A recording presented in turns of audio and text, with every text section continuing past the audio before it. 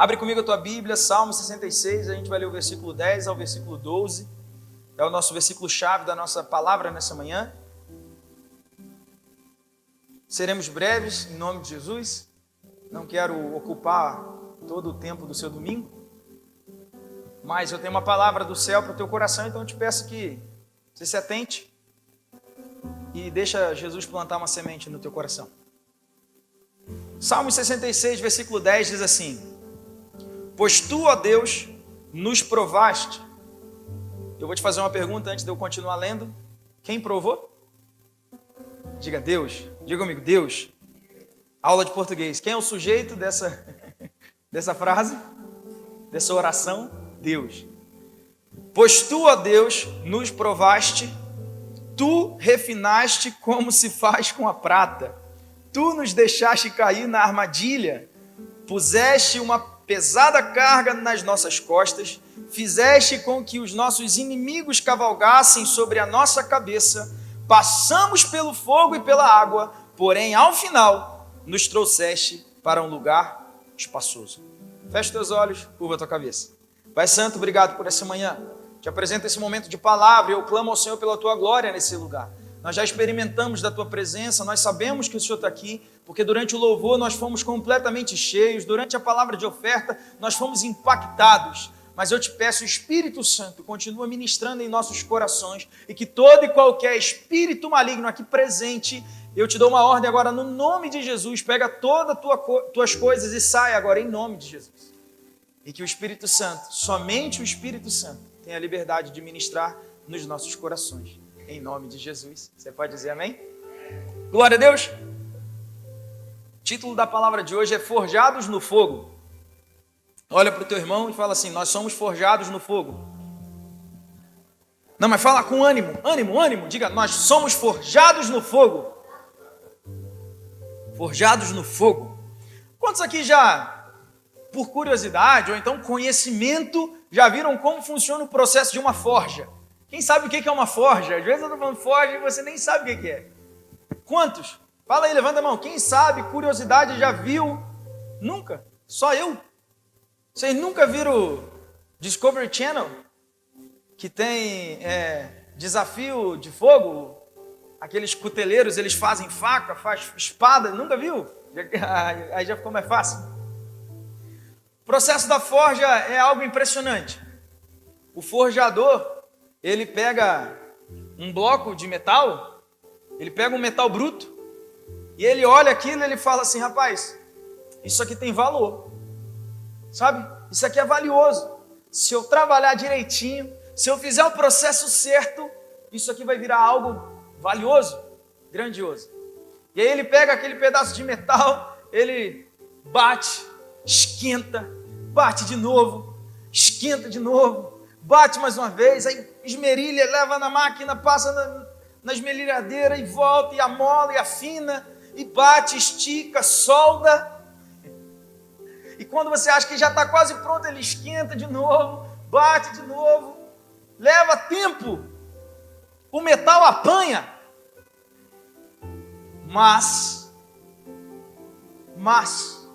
o que fica pronto no final é algo extremamente valioso. E é parecido também com o processo do ourives, quando ele trabalha com joias.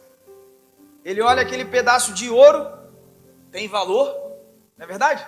Ouro é muito valioso. Ele olha aquele pedaço de ouro e ele fala assim: rapaz, isso aqui vai dar uma joia bonita, hein? Isso aqui vai ficar lindo. E aí ele leva para o fogo, aí ele esquenta, aí aquele bloco de metal vira um líquido.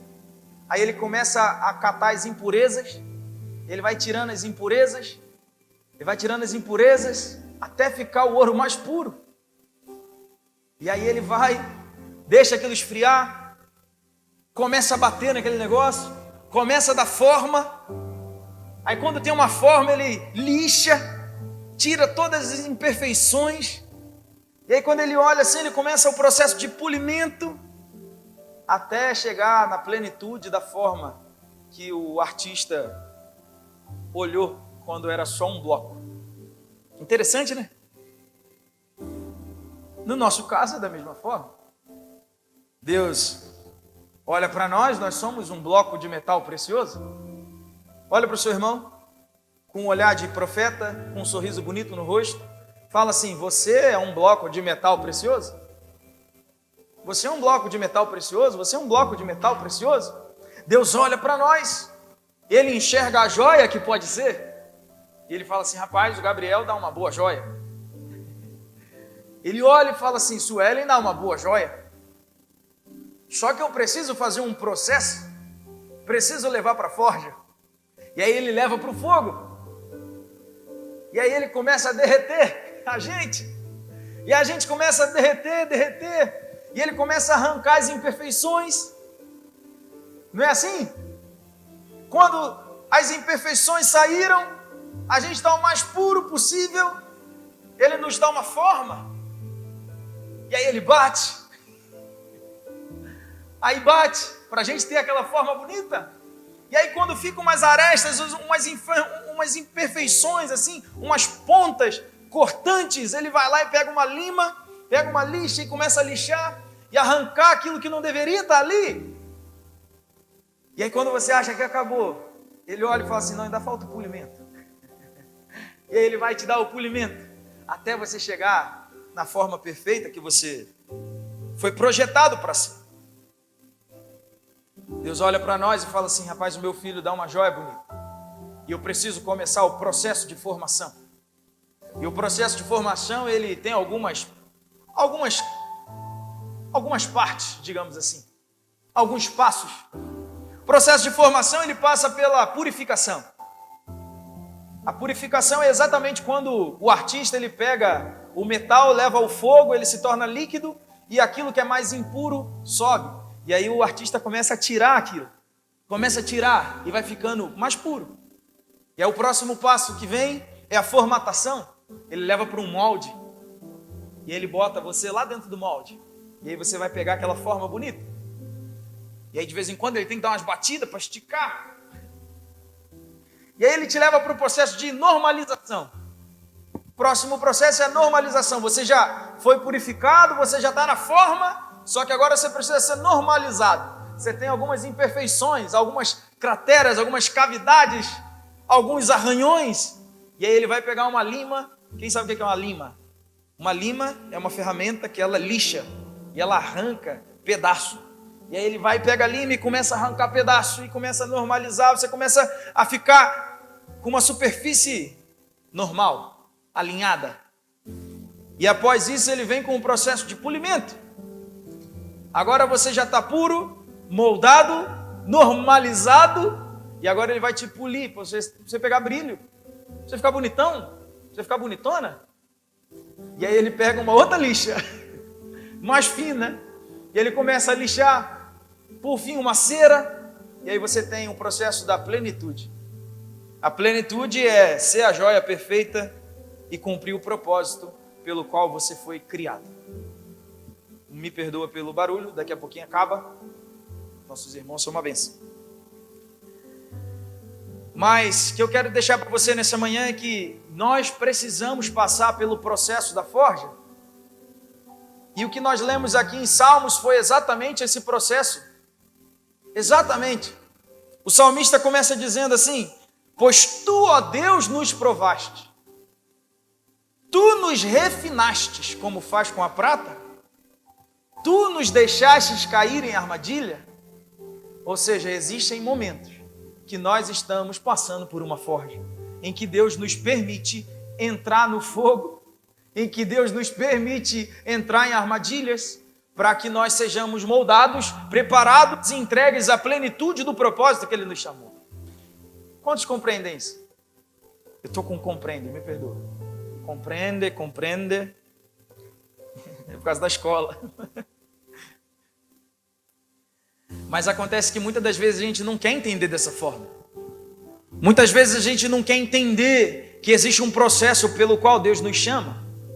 E a gente começa a questionar Deus e fala: por que Deus? Eu não aceito isso, eu não quero viver isso. E Deus está assim: mas você precisa, para você chegar onde que eu quero, você precisa. Para você ser a joia perfeita, você precisa, tem que passar pelo fogo. Olha para o teu irmão como profeta, aponta o seu dedo de profeta para ele e fala assim: você tem que passar pelo fogo.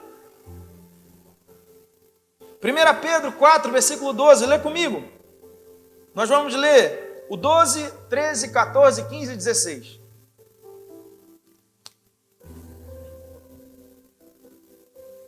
Domingo que vem eu vou combinar as músicas e eu vou usar a bateria deles e aí eu só toco violão e vai dar tudo certo. Não, na verdade eu acho que eles começam o culto um pouquinho mais tarde, aí agora eles estão acabando o louvor enquanto a gente está começando a palavra. Mas fica legal, né? A gente fica agitado, fica bom. 1 Pedro capítulo 4, versículo 12 diz assim: amados, não estranhem o fogo que surge no meio de vocês, destinado a pôr-los à prova, como se alguma coisa extraordinária estivesse acontecendo. Pelo contrário, alegrem-se na medida em que são coparticipantes do sofrimento de Cristo, para que também, na revelação da sua glória, vocês se alegrem, exultando. Se são insultados por causa do nome de Cristo, vocês são bem-aventurados, porque o Espírito da glória, que é o Espírito de Deus, repousa sobre vocês. Versículo 15 diz assim: que nenhum de vocês sofra como assassino ou ladrão, ou malfeitor, ou como quem se mete na vida dos outros, mas se sofrer como cristão, não se envergonhe. Pelo contrário, glorifique a Deus por causa disso. Diga aleluia. Aleluia. A partir desse texto, eu queria deixar com vocês algumas chaves importantes para você passar pelo período da forja. Para você vencer no período da forja e chegar à plenitude do propósito que Deus te chamou. Quantos foram chamados para algo? Creem nisso. Deus chamou todos nós. Se você não conhece o teu propósito, eu te falo que, pelo menos, ide, Ele mandou você ir. Pelo menos pregar o evangelho e fazer discípulo, eu tenho certeza que Ele mandou. Porque Ele mandou a todos nós. É um grande comissionamento. E eu quero deixar essas chaves para você. A primeira delas, se você quer anotar, anote. Te aconselho a fazer isso. Quem anota não esquece. Cabeça boa é cabeça que escreve. Uma vez o pastor Edson, nos ensinando, num discipulado profundo, intenso, e ele falando, e eu sentado olhando para ele, ele falando. De repente ele virou para mim e falou assim: eu não confio em ninguém que não anota o que eu falo. Aí eu passei a anotar. Porque ele perguntou o que ele tinha falado nos 2 ou 3 encontros passados, eu não lembrava. Eu falei, realmente, não dá para confiar. Cabeça boa é cabeça que escreve. Primeira chave diz assim: não se assuste com o que se vê. Não se assuste com o que você está vendo. Versículo 12. Não se assuste com o fogo no meio de vocês, como se alguma coisa extraordinária estivesse acontecendo. Paulo nos diz na segunda carta aos Coríntios, versículo 5, que nós não andamos por vista, mas nós andamos pela... Vamos lá, gente, bom de Bíblia, vamos lá. Nós não andamos por vista, mas andamos por fé. Nós não andamos pelo que os nossos olhos veem, nós andamos por fé. Mas, pastor, eu não consigo ver aquilo que Deus tem preparado para a minha vida. Sim, para de olhar com esses olhos e começa a fechar esses olhos que você vai começar a enxergar. Fecha esses olhos e você vai começar a ver o propósito que Deus tem para você. Você vai começar a ver os sonhos que Deus tem planejado para você. Começa a enxergar aquilo que Deus tem preparado para a sua vida. Para de se preocupar com o que você vê. A situação às vezes parece ruim. Nós estamos começando um novo ano e eu queria deixar essa palavra já no começo do ano para você. Porque eu não quero ser aquele que no final do ano fala assim: mas eu te avisei. Ou eu deveria ter avisado. Eu quero te dar o conselho agora, que é para no final do ano você chegar lá e falar assim: pastor, você avisou e eu venci, eu passei. A situação às vezes parece ruim, sim. Nada às vezes faz sentido, sim. Tudo às vezes está fora do controle, sim. Mas, se nós estamos no tempo da forja, existe alguém no controle, não nós. Quando nós nos entregamos ao processo, o processo é mais rápido. Eu não entendo muito de metais, mas Se o metal ele ficar resistindo ao processo, dá mais trabalho para aquele que está forjando. Não seja um metal que resiste ao processo. Confia naquele que tem a visão total da obra. Sabe qual é o problema? Que a gente se assusta com o que vê, porque os nossos olhos são limitados a começo e fim. Não é verdade? Nossos olhos se limitam a começo e fim. Nós clamamos por resultados, porque nós enxergamos começo e fim. Quando Deus está falando assim, eu vejo além do que os seus olhos enxergam, então se entrega ao processo e deixa eu te levar aonde eu enxergo. Deus, ele olha o metal, o material bruto, e enxerga ele pronto. Nós só enxergamos ele bruto. Tem uma frase de Pablo Picasso que diz assim: outros viram o que é e perguntaram por quê? Eu vi o que poderia ser e disse, por que não? Deus é um Deus de possibilidades. O artista, eu usei essa frase, não é uma frase bíblica, é uma frase de um artista, porque é assim que o olho do artista ele enxerga. Ele enxerga o final da obra e não o começo dela. Paulo vai dizer que é melhor o fim das coisas do que o começo delas. Eu usei a frase de Pablo Picasso porque ele era um artista, ele olhava uma tela e falava assim, rapaz, nossa, que quadro lindo, enquanto estava todo mundo vendo a tela em branco. Deus é assim, ele olha para nós e fala assim, nossa, que joia linda, enquanto está todo mundo enxergando o material bruto, as imperfeições, as impossibilidades. Deus é um artista. Fala assim, repete comigo, diga, Deus é o artista e Ele está trabalhando em mim. Fala aí, fala assim, Ele está trabalhando em mim. Ele já viu a obra completa. A segunda chave que eu quero deixar para você nesta manhã é, não se importe em se defender. Versículo 14 diz, se são insultados pelo nome de Cristo, vocês são bem-aventurados. Quando a gente se preocupa em se defender demais, nós roubamos o espaço do Espírito Santo de nos defender. Quando nós nos defendemos demais, nós tiramos o lugar aonde Deus nos defende. Nós roubamos esse lugar. Ah, mas estão falando de mim. Deixa falar. A gente caminha muito pelo julgamento dos outros. Somos muito pelo julgamento dos outros. Nos limitamos ao processo de Deus por aquilo que Deus, o que as pessoas falarão. Mas o que vão falar de mim? Deixa falar. Para de se preocupar. Para de se defender. A gente impede Deus como se isso fosse possível, mas a gente bloqueia, a gente resiste a um tratamento que Deus quer fazer na nossa vida, porque a gente se limita a dizer o que vão pensar de mim quando me verem passando por isso.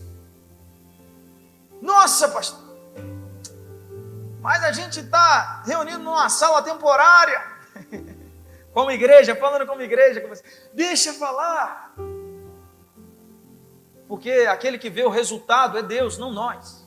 Aquele que vê o final das coisas é Deus e não nós. Se a obra é dele, ele enxerga ela completa, não nós. Mas pastor, a minha vida, as pessoas vão falar que eu estou passando necessidade. Não está. As pessoas vão falar que eu pequei. Problema. Deixa falar. Mas entra no processo. Entra no processo. Deixa Deus te levar na forja.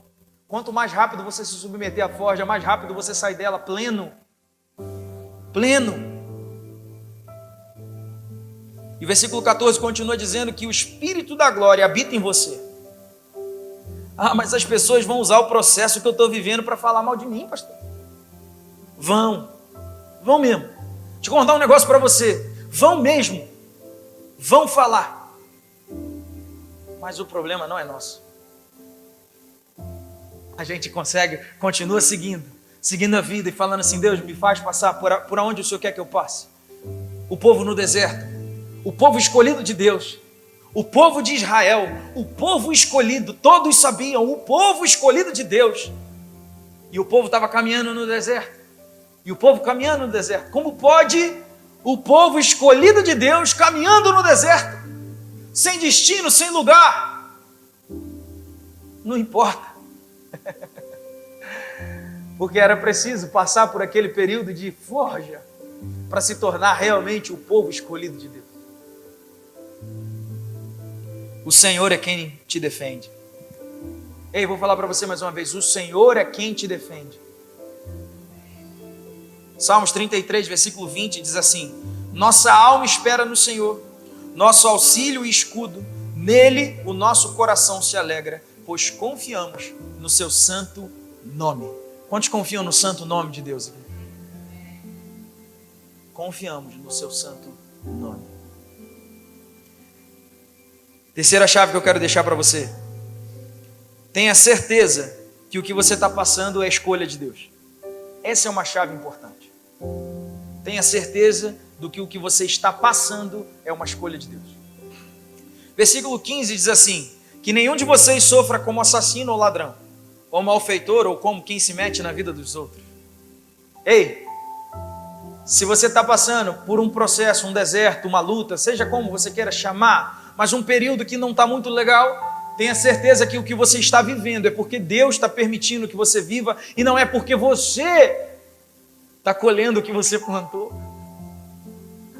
É forte, é duro, mas é necessário. Nossa, pastor, mas eu estou sofrendo, a minha vida não vai bem, nada faz sentido. Se você está aí porque Deus te colocou aí, continua nesse lugar. Pede a Deus força, pede a Deus entendimento, sabedoria e celeridade para passar mais rápido. Mas se você está nesse lugar porque você entrou nele, porque você pecou, porque você foi contra Deus, porque você se colocou contra Ele, eu te aconselho rapidamente a clamar por perdão e misericórdia. E falar assim: Senhor Jesus, eu entrei aqui porque eu pequei, porque eu errei, porque eu fiz errado. Me tira daqui o mais rápido possível, porque eu não tenho força para suportar.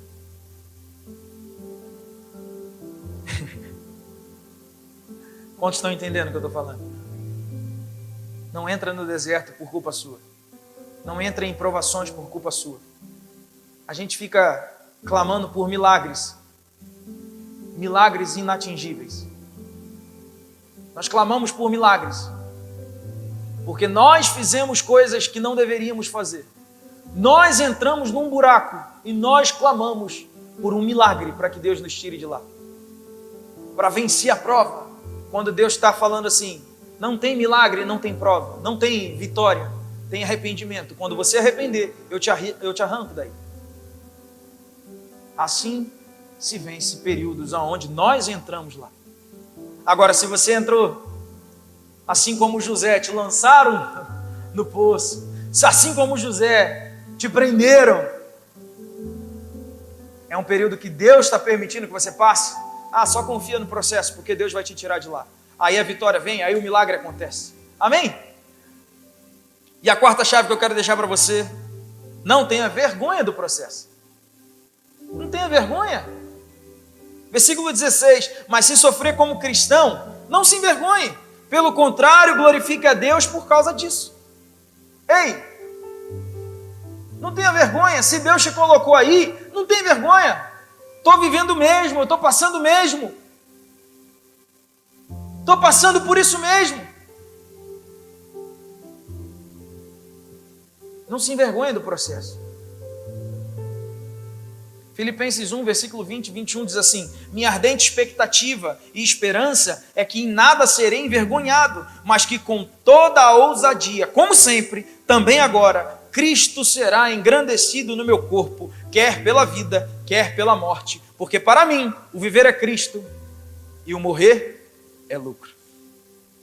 E se para mim o viver é Jesus, se para mim o viver é Cristo, então que prevaleça a vontade de Jesus e que morra a minha vontade. Não importa qual seja a vontade de Jesus, que prevaleça a dele. Porque se o viver é Ele, que viva para Ele. Amém? Entrega o banco do motorista para o melhor motorista. Não se importa com o que vão falar de você. Se o processo é Deus que te colocou lá, não se envergonha dele.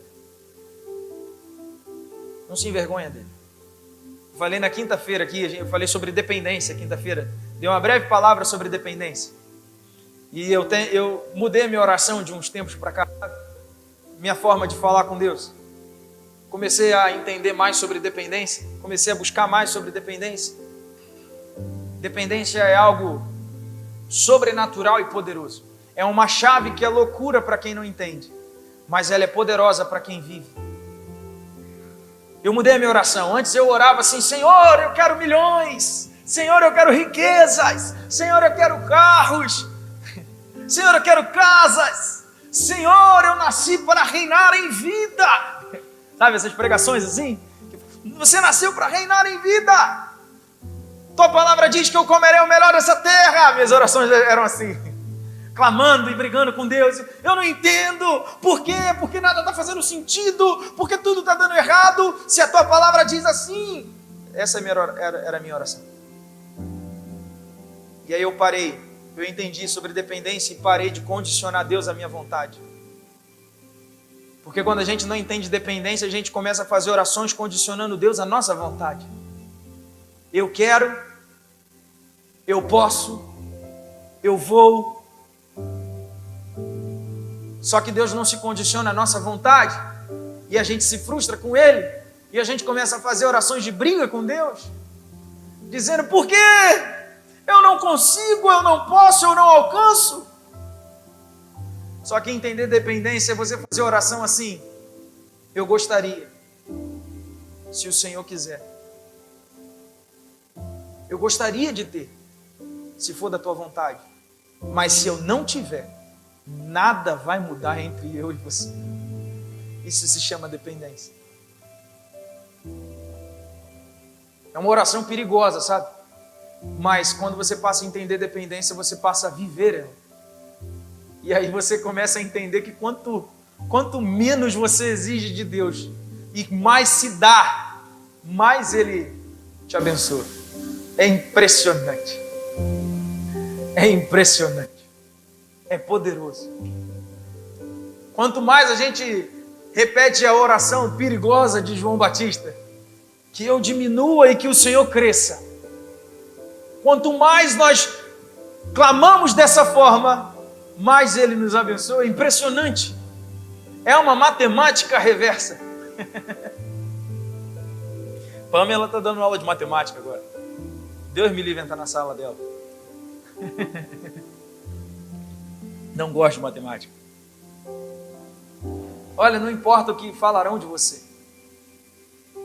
Eu falei que eu mudei minha oração, né? A minha oração agora é assim: Senhor, eu gostaria de ter.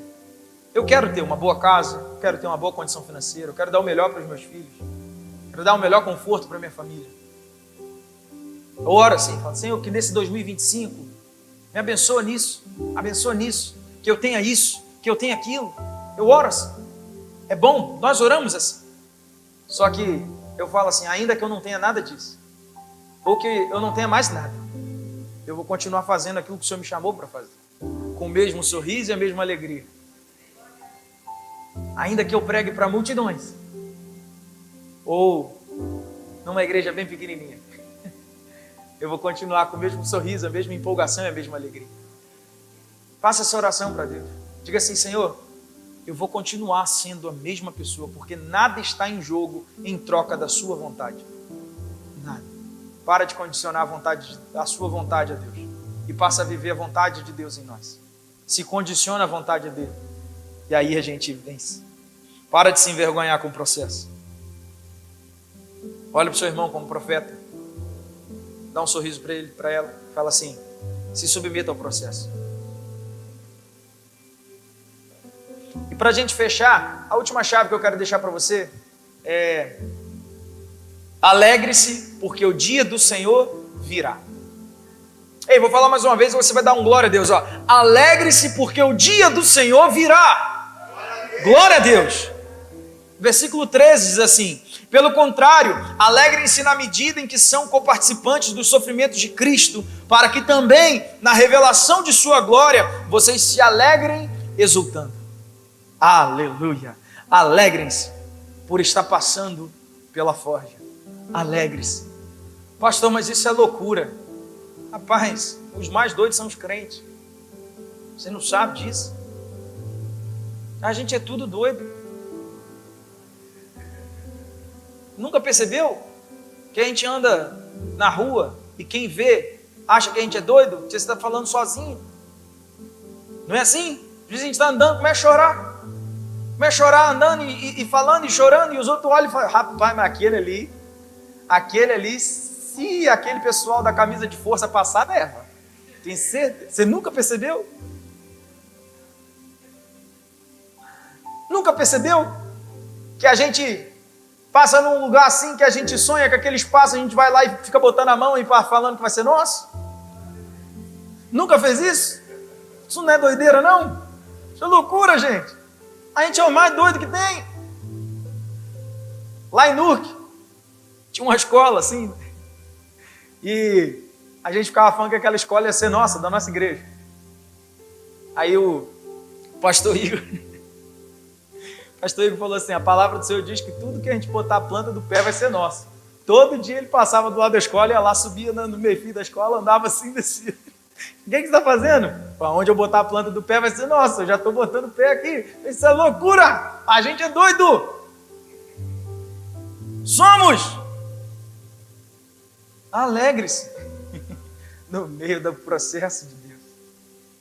Não está fazendo sentido. Dá um sorriso e fala assim, glória a Deus. Eu não vejo um sentido, mas o Senhor está nisso. Glória a Deus. Tem algo bom para acontecer. O Senhor é por nós? É uma pergunta. O Senhor é por nós? É isso que importa. O Senhor é por nós? É isso que importa. Pastor, mas tem multidões contra nós. Tem multidões contra a minha vida. Estão tramando o meu mal. Eu já escutei pelos corredores. O Senhor é por você? Pode vir multidões, países, quantas pessoas quiserem. Se o Senhor é por nós, quem será contra nós? O dia da revelação da glória virá. O dia da plenitude de Deus virá. O dia em que você vai plenamente alcançar o propósito daquilo que Deus te chamou para ser, virá.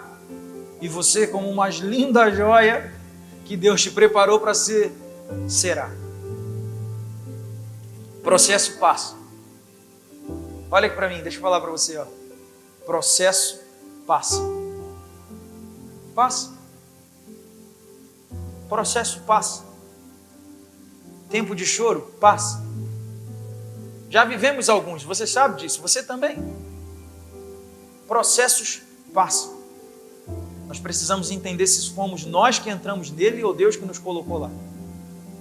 Porque se foi por nossa falha, a gente tem que sair de lá rápido. Agora, se é de Deus, só espera passar. O processo passa. Importa é como você vai sair dele. Porque se você entrou lá por falha sua, o fogo te consome. Não sobra nada. Agora, se Deus te colocou lá, vai sair a joia perfeita. Importa é como você sai dele. Consumido ou pleno. O fogo da fornalha não é algo agradável, é verdade. Eu tenho que falar isso para você. Não é agradável. Viver deserto não é agradável. Viver períodos de luta não é agradável. Dói. Tempo da poda. Toda boa árvore, toda boa planta, ela tem que ser podada. Não é assim? Você pega uma boa roseira, para ela dar lindas rosas, vem alguém e poda ela. Corta galhos, galhos infrutíferos, galhos que já não dão mais, que já não vão mais florescer. É cortado para dar vida, para dar força. Mas poda não é bom, forja não é bom, passar por desertos não é bom. Não é agradável, mas é necessário. Deixa Deus trabalhar em você. Você pode ficar de pé no teu lugar? Quero orar com você. Como eu falei, o culto era mais curto. A palavra era rápida, porque ela é objetiva.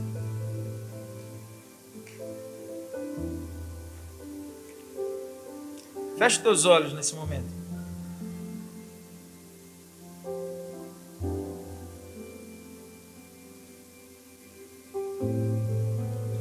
Deixa Deus trabalhar em você. Porque o dia da plenitude vai chegar.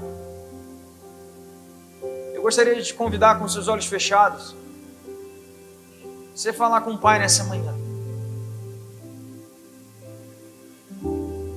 E se você está vivendo um período de lutas, de forja, de deserto, de tribulações, de poda, com seus olhos fechados, eu gostaria que você fizesse uma oração para Deus nessa manhã.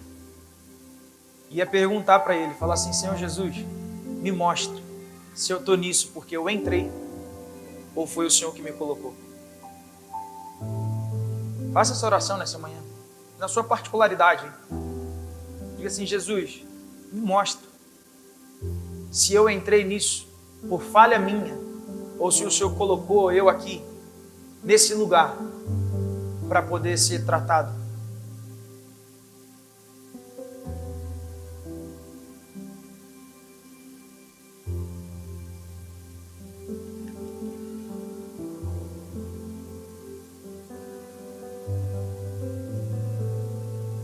Jeremias 29:11 diz assim: eu é que sei o pensamento que tem a respeito de vocês, diz o Senhor, são pensamentos de paz, não de mal, para dar-lhe um futuro e uma esperança. Se Deus te colocou em algum lugar, se Deus está permitindo você passar por certas situações, é porque Ele sabe aquilo que Ele tem a respeito de vocês. E o plano dele não é de fazer mal, é plano de paz, é plano para te dar futuro, é plano para te dar esperança. Deus sabe o que Ele tem para você. O processo que Deus te coloca não é para te matar, mas é para te deixar mais forte. Os processos que vivemos, porque Deus nos coloca lá, não é para nos matar. O processo não vai matar você. O processo vem para te dar futuro. Graça e paz, família, eu sou o pastor Felipe Almeida, estou passando por aqui para te deixar aquele abraço. Queria te agradecer por você ter assistido esse vídeo, espero que essa palavra tenha tocado o teu coração e venha transformar a sua vida. Olha, você não pode esquecer, se inscreve no canal, curte esse vídeo, manda ele para alguém, porque vai abençoar a vida de alguém, eu tenho certeza. E mais, por aqui em algum lugar na tela está aparecendo um vídeo, clica nele, assiste, entra no canal, olha as outras pregações, porque eu tenho certeza que vai valer a pena, tá bom? Muito obrigado, Deus te abençoe, fica na paz, um abraço.